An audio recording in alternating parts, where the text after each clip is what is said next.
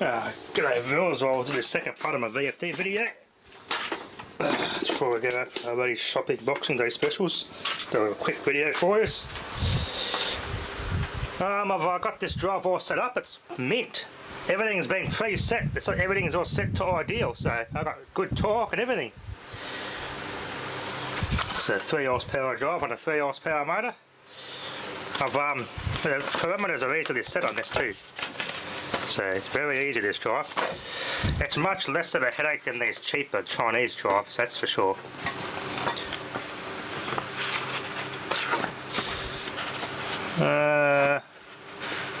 One thing I would like to get is a jog function on this thing. So if the motor has to move something or jams, I can just jog it backwards and forwards and free stuff up, so to speak. I've actually changed parameter setting number 1. It was set to 50 Hz by default, a maximum speed, 50 Hz, but I've upped it to 100 Hz. I probably would go up to 500 Hz, but I think I'll find the motor with a bit of a strong fan on it. Yeah, plastic fans on motors aren't going to like that speed. Big clunk. This is all the control pads, all you set up for these little buttons here. So your reverse and forward controls and your potentiometer, I'll leave those as they are in the parameters. I won't touch those. So if I go forward, I've got to set a minimum. Plenty of torque. It's going to go up to 100 Hz. That's set to ideal. There we go. That's what that motor is rated for, 5 amps.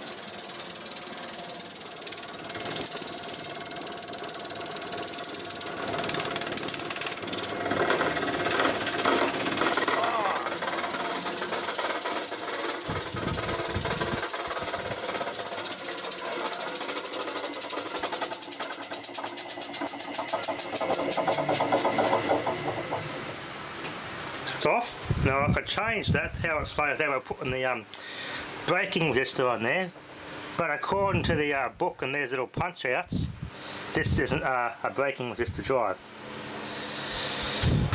And normally if it's a model that has a braking resistor and circuitry support, you'll have the, yeah, these are accessible, but this doesn't have that. It's got the braking internal in there. So what I'm going to do now is put my grommets and strain relief in there. Now for controls, I've got these other 4, 8, 9, 10, 11. I'll find out what they're used for. Now I could make them an add-on to these on an external board. And just run some of these wires out. So find what these are, and I could just go external on these controls. Get a I got my old heavy duty switch that came with this motor, that heavy duty one, to do this function for reverse and forward. That'll just be for low voltage stuff, so that's alright. And I get an external potentiometer. It's all grommet, all rubber seal, so it's all protected. I'm quite happy with this drive, it's a nice drive. So if I go minimum, reverse, 2, 1 Hz, belt slippy.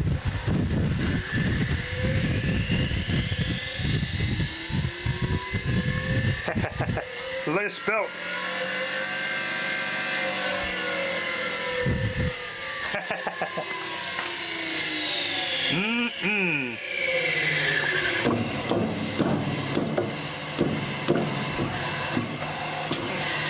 I'll see what's happened, she just come loose.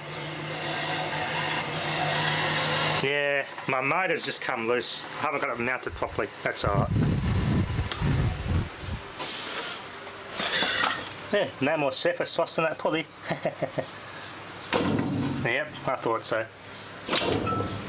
That's alright, I'll make it. But now I can put my Fisher and Paykel generator on this thing, put a good pulley on that, and I can control it with this now. It's got enough power for it.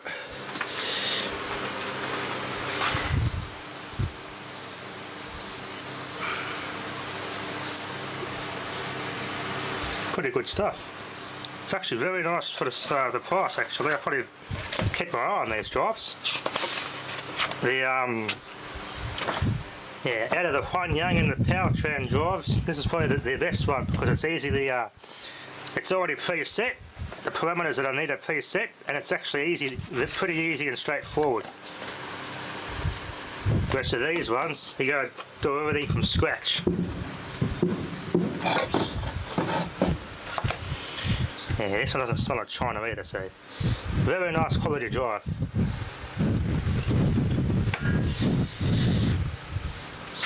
I've got a air compressor, not yet, probably later on, some way in the future, I don't know when, but it's got a 2 horsepower of one of these pipe motors on it. It's a 16 CFM Swan orange compressor, like the compressor right behind it, my air compressor, but the next size up. I want to run that on here and make a little setup. A little setup where I could just have this one on the air compressor. I want to see how we can do an AVE done. Pretty big though is the uncle's there. He's put a friggin' gas bottle on it to make it bigger because he uses it to pump up truck tyres. It's a next size up Swan from this, and it's an orange one, which should be I think it's slightly older by 5 years. Anyway, that'll be enough for now. Thanks for watching. I can have yours though.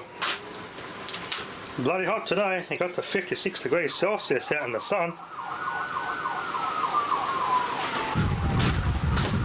I got this drive perfectly configured for one on these my coil motor and this big Compton Parkinson motor.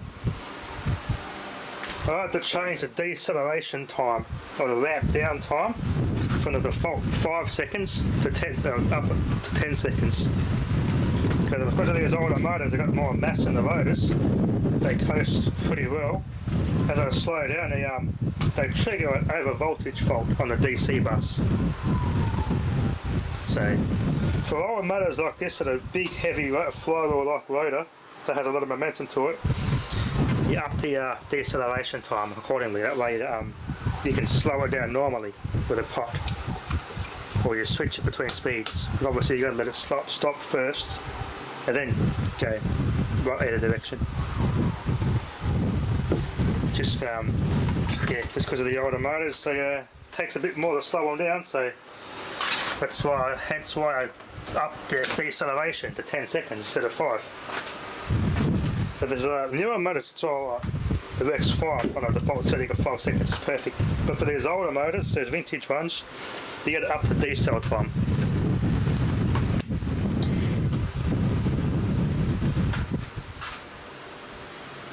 This motor sounds lovely, so I want to run this one.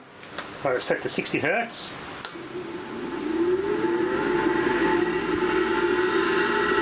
Now I'll turn the knob a little bit, so it's on 45 Hertz now. See how the drive accelerates. Now it's at full speed. Turning it back down.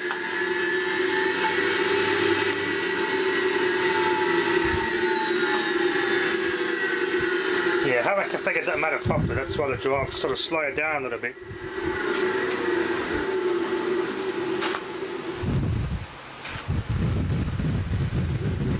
Older motors, you've got to get the programming right on the parameters.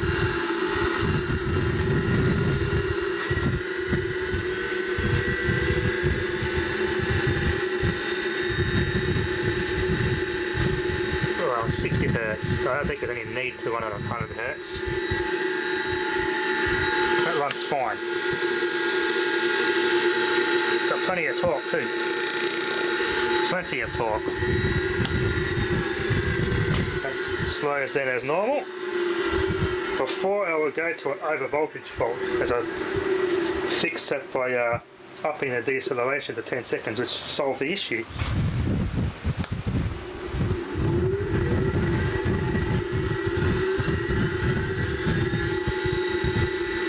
Quite a nice drive. Very good quality stuff.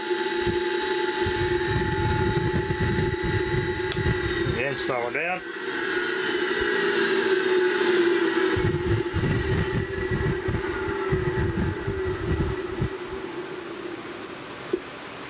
Done, stopped. Now I'm gonna that's nice and smooth, look at that. Run the modern motor, that motor on that compressor now. Got plenty of power on that little the only drawback, the belt kind of slips, so I gotta get the mounts right on that motor. So before I connect it, gotta let it discharge and turn off. You don't want to have it when it's still charging a DC bus, you can shock yourself. So let that discharge completely, then make the new connections. But that little shot run at 100 Hz, that just get the bearings and everything freed up and get it all moving. The shoe sure is quiet now. 100 Hz short run cleaned it all up and got it all moving again.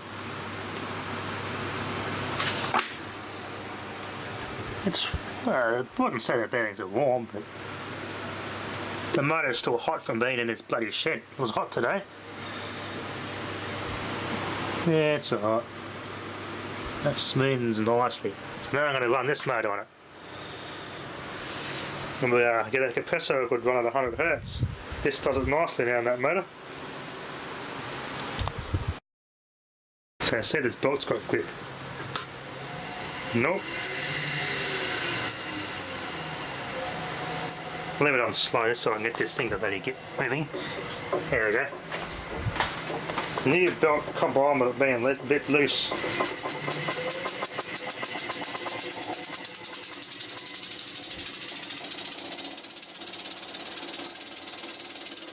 From the low. Turn it down, 90 Hz. Get that current down a bit.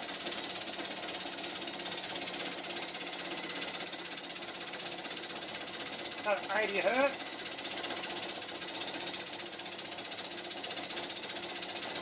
80 Hz, that's within the motor's rated current specification.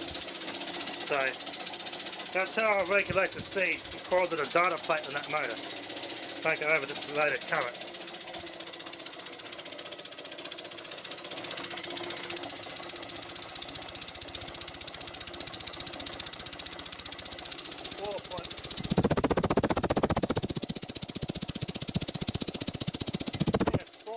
Amp or something like that. Can't quite read it, I forgot what the amp rating was. But yeah, as I showed, slow the motor down to its correct rated on the plate there, don't go over that and you're right. It's not even putting a bit because this thing's stiff as all hell.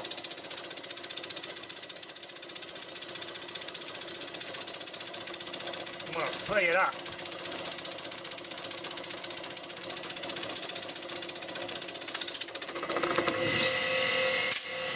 Oh man, that damn thing spun the belt, see? The belt's too loose. That's a brand new belt, I don't want to ruin that belt.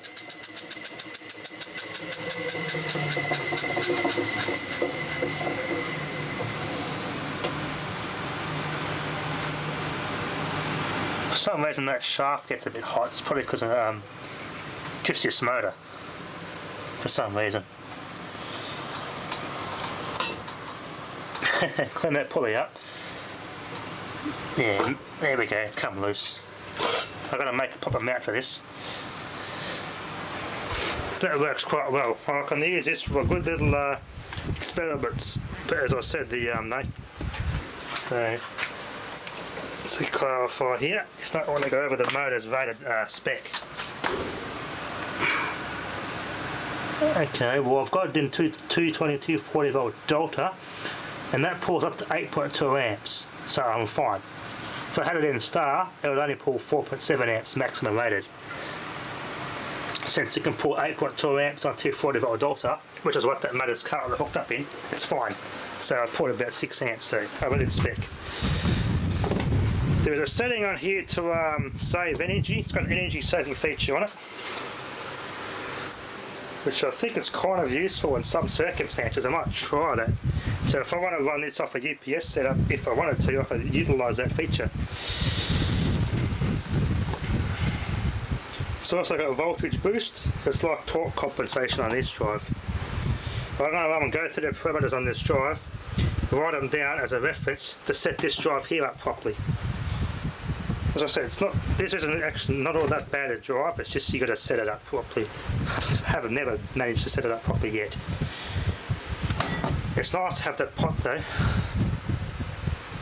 Yeah, I've got to get the parameters, write them all down and reference and just make like a benchmark to set this drive up so I can get it working as good as this one here is.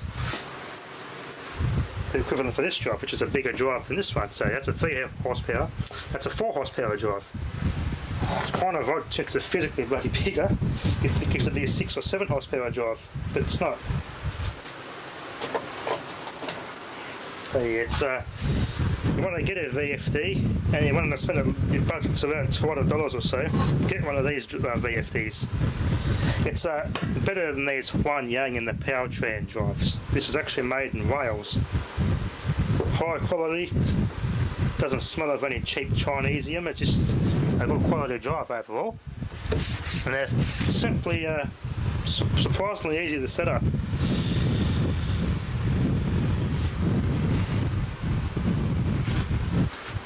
I could do some proper work with this. I could want some good proper setup of this drive here.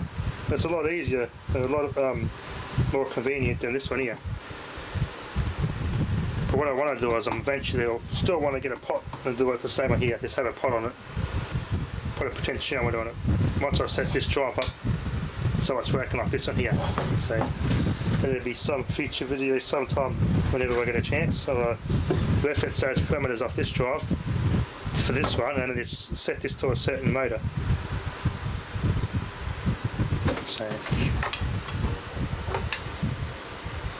I do like this design though, because these capacitors here are actually separately mounted on circuit boards on that heatsink. These capacitors are only connected via big chunky wires to the rest of the drive. So if these capacitors go bad, all you can do is just take them off the heatsink and just replace them easy. And put good ones in there. Or one other guy did, one other guy, he just put big bodge wires and jump some of these in there. Bit overkill for that drive, but gives you a bit of extra power. But don't go over what the parameters for the IGBTs in that drive, for those big capacitors, because you'll blow the IGBTs to smithereens. There's obviously enough of a storage of energy there to what the IGBTs are rated for. Anyway, all in all, it's quite an easy drive to set up and a very high quality one. Anyway, that'll be enough for now. Thanks for watching.